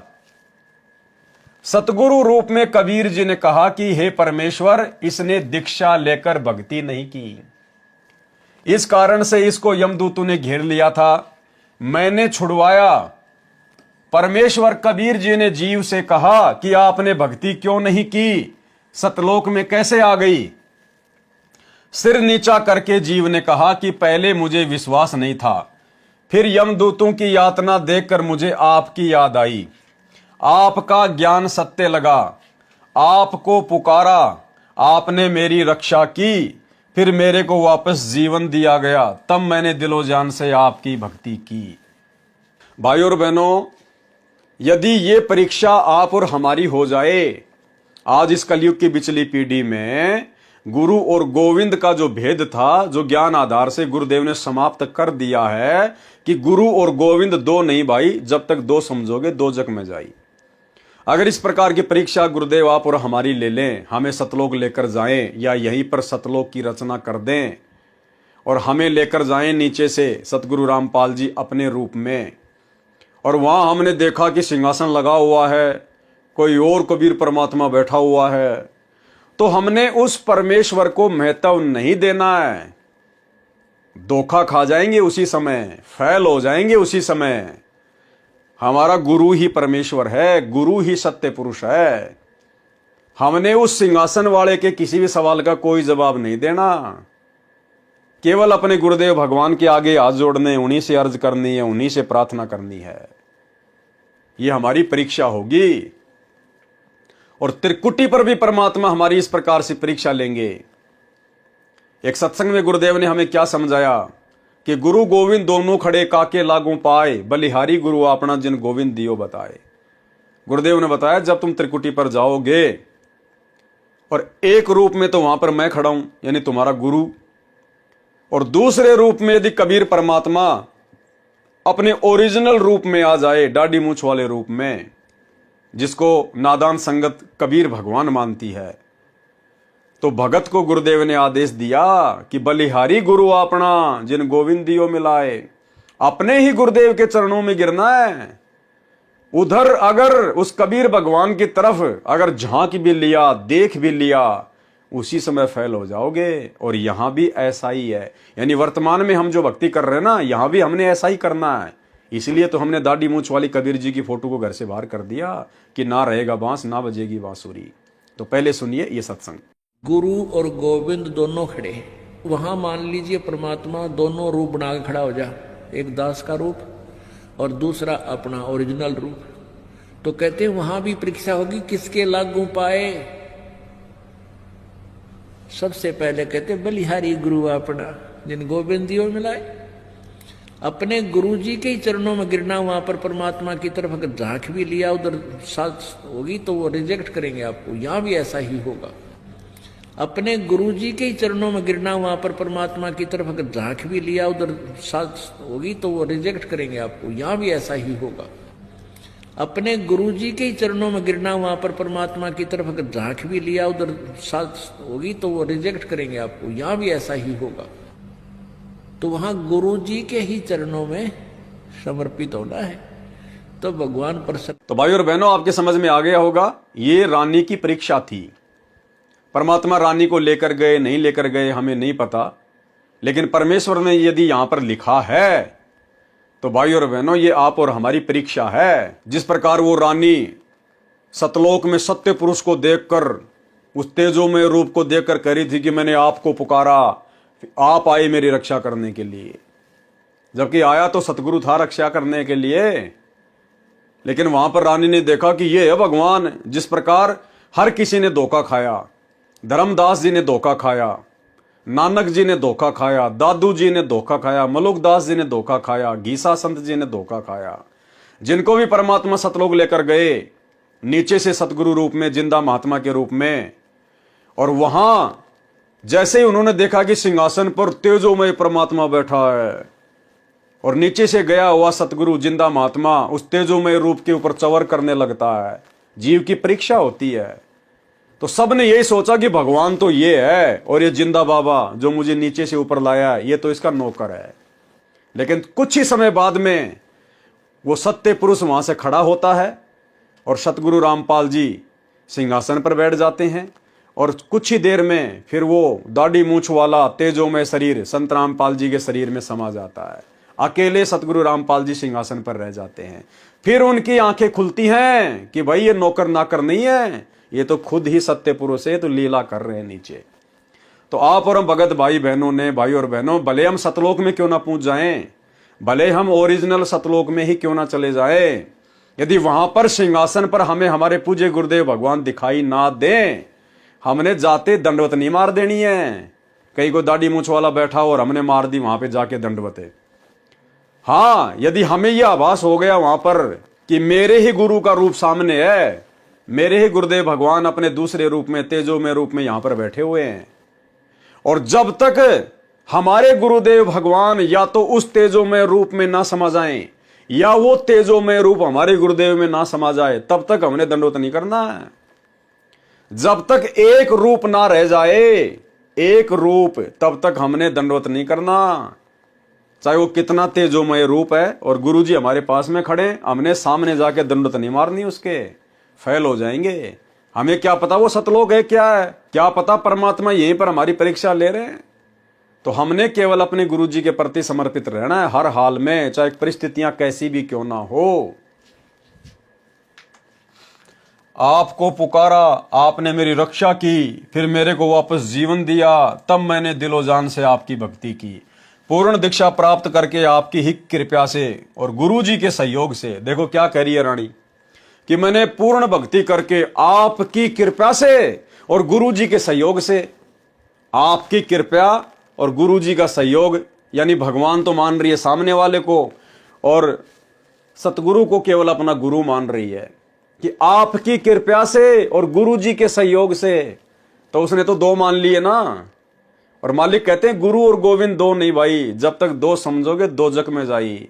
और वो रानी फिर कई बार दोजक में गई, क्योंकि उस समय तो मोक्ष होना नहीं था। 650 साल पहले तो वर्तमान की पिछली पीढ़ी में मोक्ष होना था। तो मनुष्य जन्म तो प्राप्त किए होंगे 2, 4, 5, 10, हर बार माँ के पेट में आई, नरक तो भोगना पड़ा ना। तो मालिक का वचन मिथ्या नहीं है। तो जो गलती उस रानी ने की, आप और हमने सतगुरु को लेकर वो गलती नहीं करनी है। क्या कहा रानी ने, कि पूर्ण दीक्षा प्राप्त करके आपकी कृपा से, वो सतलोक में बैठे हुए तेजोमय रूप वाले को कह रही है कि आपकी तो कृपा से और गुरु जी के सहयोग से, यानी उसने दो मान रखे थे, गुरु अलग और परमात्मा अलग, मैं यहां आपके चरणों में पहुंच पाई हूं। सत्यलोक में जाकर भगत अन्य भक्तों के पास भेज दिया जाता है। सुंदर अमर शरीर मिलता है, बहुत बड़ा आवास यानी महल मिलता है, विमान आंगन में खड़ा है, सिद्धियां आदेश का इंतजार करती हैं, तुरंत विद्युत की तरह सक्रिय हो जाती है, बिजली की तरह। जैसे बिजली का बटन स्विच दबाते ही बिजली से चलने वाला यंत्र तुरंत कार्य करने लगता है, ऐसे वहां पर वचन का बटन स्विच है। जो वस्तु चाहिए बोलिए, वस्तु पदार्थ आपके पास उपस्थित होगा। जैसे भोजन खाने की इच्छा होते ही आपके भोजन स्थल पर गतिविधि प्रारंभ हो जाएगी, थाली गिलास रखे जाएंगे। कुछ देर में खाने की इच्छा बनी तो सिद्धि से उठकर रसोई में रखे जाएंगे, मिनट पश्चात इच्छा हुई तो भी उसी समय व्यवस्था हो जाएगी।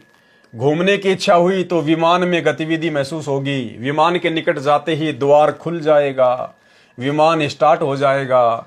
यानी भाई और बहनों, इस आत्मा को चाहत है उन सुखों की, भले ही किसी को ज्ञान है या नहीं है, भले कोई वर्तमान में सच्चे गुरु की शरण में है या नहीं है, लेकिन आत्मा को रह रहकर उन सुखों की याद आती है। और यहाँ के इंसान जो बड़े बड़े वैज्ञानिक हैं, ये लोग यही प्रयास करते हैं कि कुछ ना करें और सब कुछ ऑटोमेटिक हो जाए। जैसे आजकल हम लोग बड़े बड़े मॉल में जाते हैं और जैसे हम लोग उसके मेन गेट पर जाएंगे तो बड़ा सा शीशे का गेट लगा होता है, और जैसे ही हम उसकी 1 या 2 फुट की दूरी पर होंगे, ऑटोमेटिक वो शीशे के गेट खुल जाएंगे, हम अंदर चले जाएंगे, ऑटोमेटिक वो बंद हो जाएंगे। तो ये आत्मा को याद है आज भी कि सतलोक में ऐसा ही होता था। वहां पर कोई भी काम हाथ से नहीं करना पड़ता था, केवल मन में सोचना पड़ता था। उसी समय परमेश्वर की शक्ति से सिद्धियां ऑटोमेटिक सारा काम कर दिया करती थी। तो आज भी इंसान को उन सुखों की चाहत है, वो आत्मा उनके अंदर प्रेरणा करती है। इसीलिए वैज्ञानिकों ने एसी बना दी, हीटर बना दिया, एरोप्लेन बना दिया, पता नहीं लिफ्टें वगैरह बना दी कि हमको सीढ़ी से चल के ना जाना पड़े, लिफ्ट वगैरह बना दी, दुनिया भर के रॉकेट बना दिए, विमान बना दिए, हर प्रकार की सुविधा जुटाने में इंसान लगा हुआ है। लेकिन इनमें वो आनंद नहीं है। वो आनंद तो सतलोक में ही जाकर मिलेगा। मिनट पश्चात इच्छा हुई तो भी उसी समय व्यवस्था हो जाएगी। घूमने की इच्छा हुई तो विमान में गतिविधि महसूस होगी। अब देखो, पहले गाड़ियां आती थी, गैर वार लगाते थे, किलिच विलिच होती थी, बड़ा जोर लगता था, हैंडल भी ऐसा ही होता था। आजकल देखो पावर स्टीयरिंग आ गए, उंगली के इशारे से गाड़ियां चलती हैं, बिना गियर की ऑटोमेटिक गाड़ियां आ गई। तो बताओ कितनी सुविधा हो गई। और भी अच्छी सुविधा उपलब्ध हो, इसके इंतजाम में दिन रात वैज्ञानिक रिसर्च करते रहते हैं कि अब ऐसी कार आएगी जो बिना ड्राइवर के चलेगी। बस अपने घर का नक्शा डालो, जहां भी जाना है वहां की लोकेशन डालो, कार तुम्हें ऑटोमेटिक लेके जाएगी, चाहे सोते हुए जाना। तो भाई वो असली आनंद तो सतलोक में आएगा। यहां वाली तो न जाने कहां पर बिठा के मार देंगी, कोई भरोसा नहीं है। विमान के निकट जाते ही द्वार खुल जाएगा, विमान स्टार्ट हो जाएगा। जहां जिस द्वीप में जाने की इच्छा होगी, विचार करने पर विमान उसी ओर उड़ चलेगा। इच्छा करते ही ताजे ताजे फल पेड़ों से तोड़कर लाकर आपके समक्ष रख दिए जाएंगे। सतलोक की नकल ये काललोक है। इसी तरह स्त्री पुरुष परिवार है। अब भाई और बहनों, आगे हम जो पढ़ने वाले हैं ना, अब आगे हम जो पढ़ने वाले हैं, ये हमने बहुत ही ध्यान से पढ़ना है, क्योंकि दास के तो समझ में आ नहीं पाई ये बात। दास ने लगभग 2-3 साल पहले भी इसको देखा था, लेकिन उस समय भी मेरी समझ में नहीं आई। और वर्तमान में ये वीडियो बना रहा हूं, इससे पहले भी मैंने 4-5 बार इसको खूब पढ़ा, सोचा, लेकिन मेरी समझ में नहीं आई ये बात।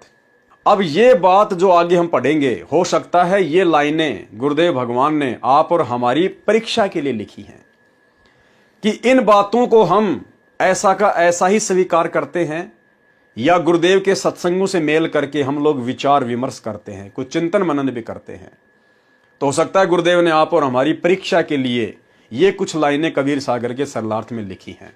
क्योंकि इन लाइनों में लिखा है कि सतलोक में 90% संतान उत्पत्ति मैथुन क्रिया से होती है, और 10% बच्चे केवल शब्द से पैदा किए जाते हैं, और 90% मैथुन क्रिया से, जैसे हम यहां पर शारीरिक भोग विलास करके बच्चे पैदा करते हैं। तो ये बात आप और हमारे तो गले बिल्कुल भी नहीं उतर सकती, क्योंकि सतलोक में तो भोग विलास है ही नहीं, वहां तो मैथुन क्रिया का कोई लेना देना ही नहीं है। और गुरुदेव ने कहा कि वहां तो 90% संतान उत्पत्ति मैथुन क्रिया से होती है, और 10% केवल शब्द से संतान उत्पत्ति होती है। तो यहां पर हो सकता है गुरुदेव हमारी परीक्षा ले रहे हैं। इसी तरह स्त्री पुरुष परिवार हैं। सत्यलोक में 2 तरह से संतानों की उत्पत्ति होती है। कहां की बात कर रहे हैं गुरुदेव? सतलोक की बात कर रहे हैं।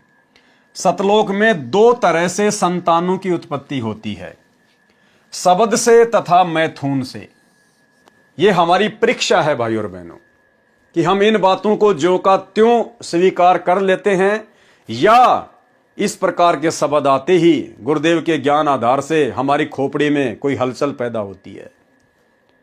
अब सतलोक में और मैथुन का क्या काम? अगर सतलोक में 2 प्रकार से संतान उत्पत्ति होती है, शब्द से भी और भोग विलास करके मैथुन क्रिया से भी, तो फिर भाई परमात्मा ने दुर्गा और काल को 21 ब्रह्मांडों के साथ में 16 संकोश की दूरी पर भेजने की जरूरत क्या थी? सतलोक के जिस हिस्से में मैथुन से बच्चे उत्पन्न होते थे, वो कुक्रम यदि सतलोक में पहले से ही हो रहा था, तो काल और दुर्गा को परमात्मा वहीं पर सेट कर देते, यहां भेजने की जरूरत ही नहीं थी। परमेश्वर को फिर यह कहने की जरूरत ही नहीं पड़ती कि भाई इस सतलोक में ऐसा कुक्रम करने की यदि कोई सोचता भी है, मैथुन क्रिया करने की, वो यहां पर रह नहीं पाता। अगर मैथुन क्रिया सतलोक में थी या है, तो भाई फिर काल को वहीं पे परमात्मा भेज देते, क्योंकि और भी तो बहुत सारे लोग वहां पर मैथुन क्रिया से बच्चे पैदा जो है वो कर ही रहे थे। तो ये आप और हमारी सीधी सीधी परीक्षा है कि इस पॉइंट को पढ़कर हम क्या रिएक्शन देते हैं। सत्यलोक में दो तरह से संतान की उत्पत्ति होती है, शब्द से तथा मैथुन से। वह हंस पर निर्भर करता है, यानी भगत के ऊपर निर्भर करता है कि वो भोग विलास करके बच्चे पैदा करना चाहता है या शब्द से बच्चे पैदा करना चाहता है। अब भाई और बहनों, सतलोक में परमेश्वर ने बताया कि सतलोक में तो नूरी शरीर है, वहां तो हाड़ मांस का शरीर है ही नहीं, ये 5 तत्व का शरीर है ही नहीं। आप चाहे कितना ही वहां पर अमृत भोजन करो, वहां पर लैट्रिन नहीं आती। कितना ही आप जी वहां पे दूध दही पियो, पानी पियो, आपको पेशाब नहीं आती, क्योंकि हमारे शरीर में 5 तत्व से बना हाड़ मांस लार ये नहीं है। तो भला फिर जब मैथुन से बच्चे उत्पन्न किए जाते हैं सतलोक में, तो मैथुन क्रिया से तो फिर वीर्यपात भी होगा, शुक्राणु से बच्चे पैदा होंगे। तो जब शरीर के अंदर पेशाब ही बाहर नहीं आता है, तो भला फिर भाई वीर्य कहां से बाहर आएगा? फिर वो पदार्थ कहां से शरीर के बाहर निकलेगा, जब शरीर वैसा है ही नहीं वहां पर। तो यह आप और हमारी परीक्षा है भाई और बहनों। सतलोक में 2 तरह से संतान की उत्पत्ति होती है, शब्द से तथा मैथुन से। वह हंस पर निर्भर करता है। वचन से संतान उत्पत्ति वाला क्षेत्र सतगुरु के सिंहासन के चारों ओर है। नर नारी से परिवार वाला क्षेत्र उसके बाद में है। वचन से संतान उत्पन्न करने वाले केवल नर ही उत्पन्न करते हैं। सत्यलोक में वृद्ध अवस्था नहीं है। नर नारी वाले क्षेत्र में लड़के तथा लड़कियां दोनों उत्पन्न करते हैं, विवाह करते हैं केवल वचन से। जो बच्चे उत्पन्न होते हैं वे काल लोक से मुक्त होकर गए जीव जन्म लेते हैं, फिर कभी नहीं मरते, न बूढ़े होते हैं।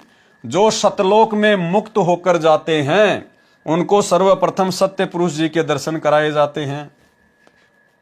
यानी जो आत्मा इस पृथ्वी लोक से मुक्त होकर जाती है, सबसे पहले उनको परमेश्वर के दर्शन करवाए जाते हैं। ठीक है जी। उस समय उसका वही स्वरूप रहता है जैसा पृथ्वी से आता है। यानी पृथ्वी से यदि कोई बूढ़ा गया तो उसका वही वहां पर स्वरूप रहेगा। यदि कोई जवान गया है तो जवान जैसा ही उसका रूप रहेगा। अब आगे एक बात और है, वो मेरे बिल्कुल समझ में नहीं आ रही। चलो, ऊपर वाली तो गुरुदेव के ज्ञान आधार से हम लोगों ने निष्कर्ष निकाल लिया कि भाई सतलोक में मैथुन क्रिया नहीं है। हो सकता है परमात्मा ने हमारी जो है वो परीक्षा के लिए यहां पर ऐसा लिखा है। लेकिन अब जो नीचे हम पढ़ेंगे वो तो भाई और बहनों मेरे बिल्कुल भी समझ से बाहर की बात है। आप में से अगर किसी के समझ में आ जाए तो भाई और बहनों आप जी बता देना। अन्यथा अगर गुरुदेव की परीक्षा होती, अगर ये शब्द यहां पर गुरुदेव की अगर परीक्षा होती तो जरूर परमात्मा हमें इतनी बुद्धि देते कि हम उसको समझ पाते। लेकिन यहां पर भाई और बहनों मुझे या तो ये मिलावट लगती है या फिर इस कबीर सागर को प्रिंट करवाते समय ये गड़बड़ हुई है। नहीं, गुरुदेव ने अगर कोई बात लिखी है तो हमारे समझ में जरूर आनी चाहिए। परंतु वरद नीचे से गया, परंतु यदि कोई बूढ़ा व्यक्ति नीचे से गया कहां? सतलोक, तो वहां सत्य पुरुष के सामने उसी अवस्था व स्वरूप में जाता है। क्या कहा जा रहा है? यदि नीचे से कोई बूढ़ा आदमी मोक्ष प्राप्त करके गया सतलोक में तो सत्य पुरुष के सामने उसी अवस्था व स्वरूप में जाता है। यानी बूढ़ा आदमी बूढ़े आदमी वाली ही रूप में स्वरूप में वहां पर जाएगा सत्य पुरुष के सामने। क्लियर हो गया? उसका प्रकाश 16 सूर्यों के प्रकाश जितना हो जाता है। ठीक है। उसके पश्चात उसको उस स्थान पर भेजा जाता है जो सबसे भिन्न है। वहां जाते ही उसका स्वरूप तो वैसा ही रहता है, लेकिन उसके शरीर का प्रकाश 16 सूर्यों जैसा हो जाता है।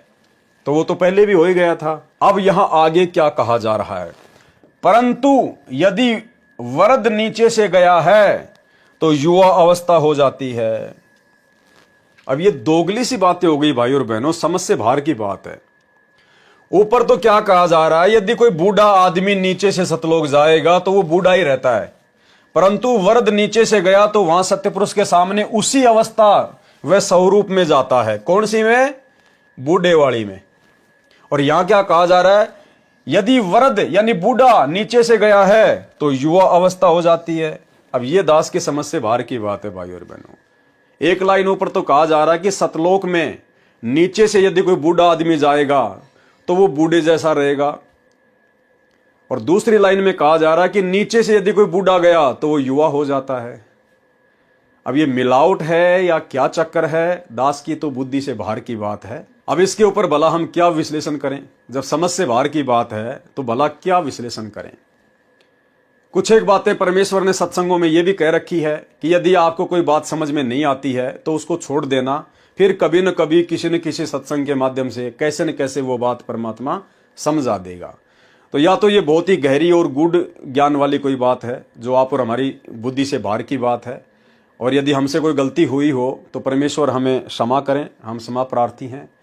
और बाकी आप और हमारे समझ से बाहर की बात है, ये मिलावट है या परमात्मा के कोई गूढ़ ज्ञान की बात है, ये हम परमेश्वर के ऊपर ही छोड़ देते हैं। हम ज़्यादा दिमाग इसमें नहीं लगाएंगे और हमारे कोई मतलब की भी नहीं है। अब वहाँ जाने के बाद हम बूढ़े रहेंगे, बच्चे रहेंगे, जवान रहेंगे, हमारी तो चलेगी नहीं। जैसे यहाँ हमारी नहीं चल रही तो सतलोक में हमारी कहाँ चलेगी? वहाँ पर तो सत्य पुरुष की चलेगी। यहाँ पर जैसे काल की चलती है वहाँ पर परमात्मा की चलेगी। वो परमात्मा चाहे बूढ़ा रखे चाहे जवान रखे, हम कौन होते फिर उसे जवान लड़ाने वाले?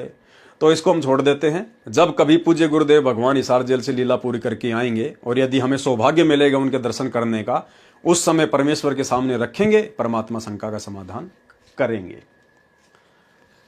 परंतु वरद नीचे से गया तो वहां सत्य पुरुष के सामने उसी अवस्था व स्वरूप में जाता है। उसका प्रकाश 16 सूर्यों के प्रकाश जितना हो जाता है। उसके पश्चात उसको उस स्थान पर भेजा जाता है जो सबसे भिन्न है। वहां जाते ही उसका स्वरूप तो वैसा ही रहता है, लेकिन उसके शरीर का प्रकाश 16 सूर्य जैसा हो जाता है। अब शरीर का प्रकाश पहले भी 16 सूर्य जैसा और वहां जाने के बाद भी 16 सूर्य जैसा हो जाता है, तो वो तो पहले ही था। अब यहां लिखा जा रहा है कि जब ऊपर जाता है तो बूढ़ा जो है बूढ़ा ही रहता है, और यहां लिखा जा रहा है कि बूढ़ा ऊपर जाता है तो वो जवान हो जाता है। परंतु यदि वृद्ध नीचे से गया है तो युवावस्था में हो जाती है। तो ये छोड़ दीजिए भाई और बहनों, आप और हमारी समझ से बाहर की बात है। या फिर ये मिलावट हुई है या फिर ये प्रिंट करवाते समय गलती हुई है, तो बताओ फिर हम इनका क्या निष्कर्ष निकालेंगे? जवान है तो जवान ही रहता है, बालक है तो बालक ही रहता है। वहां पर कुछ को सत्य पुरुष के वचन से स्त्री पुरुष का शरीर मिलता है, कुछ बीज रूप में परमेश्वर द्वारा बनाए जाते हैं, जिनका फिर एक बार किसी के घर सतलोक में जन्म होगा, परिवार बनेगा। उस स्थान पर वे हंस एक बार जन्म लेंगे जो काल लोक तथा अक्षर लोक से मुक्त होकर जाते हैं। एकांत स्थान पर रखे जाते हैं। वे दोनों क्षेत्रों में जन्म लेते हैं। वचन से उत्पन्न होने वाले तथा स्त्री पुरुष से जन्म लेने वाले में स्त्री पुरुष से उत्पत्ति की औसत अधिक होती है। ये औसत 10/90 होती है, यानी 10% तो शब्द से बच्चे उत्पन्न होते हैं सतलोक में, और 90% होते हैं विवाह रीति से उत्पन्न होते हैं, यानी मैथुन क्रिया से उत्पन्न होते हैं। तो ये तो भाई और बहनों बिल्कुल भी स्वीकार्य बात नहीं है, क्योंकि हमारे गुरुदेव भगवान ने, सतगुरु रामपाल जी परमेश्वर ने अपने 30 वर्षों के आध्यात्मिक कैरियर में उन्होंने हजारों की संख्या में सत्संग किए हैं, बार बार सृष्टि रचना सुनाई है। परमात्मा ने कभी भी इस बात का जिक्र नहीं किया कि सतलोक में मैथुन क्रिया से बच्चे उत्पन्न होते हैं। अगर ऐसा होता तो काल को यहां भेजने की जरूरत कहां थी? परमात्मा उसी क्षेत्र में भेज देता दुर्गा और काल को कि भाई जब लाखों करोड़ों आत्माएं पहले से वहां पर मैथुन क्रिया कर रही हैं तो तुम भी वहीं जाके मर लो। यहां भेजने की परमात्मा ने आवश्यकता ही नहीं थी। और एक सत्संग में गुरुदेव ने बिल्कुल साफ कह रखा है कि सतलोक में केवल वचन से उत्पत्ति होती है, वहां मैथुन क्रिया से बच्चे उत्पन्न नहीं होते। सुनिए। तो सतलोक में आके सतपुरुष ने एक कमल के फूल पर, कमल का फूल बिना पानी के वैसे अपनी शक्ति से ऐसे बनाया, उसके ऊपर सफेद कमल के फूल पर स्वयं सतपुरुष आकार में आ गया। उनकी इतनी चमक है कि एक रूम में इतनी चमक निकलती है जैसे करोड़ों सूर्य और करोड़ों चांद मिला दे, और दोनों की रोशनी मिलकर जो चमक देवा पर गर्मी ना हो, इतनी झलक उस बंदी छोड़ भगवान सतपुरुष के एक रूम में तो निकल रही है। इतना उनका तेजो में शरीर है। तो सतपुरुष ने अपने कहते हैं 17 शब्द उच्चारण किए, वहां सतलोक की सृष्टि रची। एक तो जैसे पूरा 10 किले हो और फिर उसमें कंस्ट्रक्शन करनी न्यारी होती है, वो रचना की। एक शब्द से उन्होंने वहां के उस सतलोक के सब दीप रच दिए। एक द्वीप की इतना क्षेत्र है कि ये सारे ब्रह्मांड और उस एक द्वीप के कोण में रखे जा सकते हैं। इतना बड़ा विस्तार एक द्वीप का है। तो सबसे पहले बंदी छोड़ ने एक शब्द से वहां के सभी द्वीप रच दिए और फिर 16 शब्द उच्चारण किए। शब्द से सृष्टि होती है सतलोक में, ये मैथुन सृष्टि नहीं है। और फिर 16 शब्द उच्चारण किए।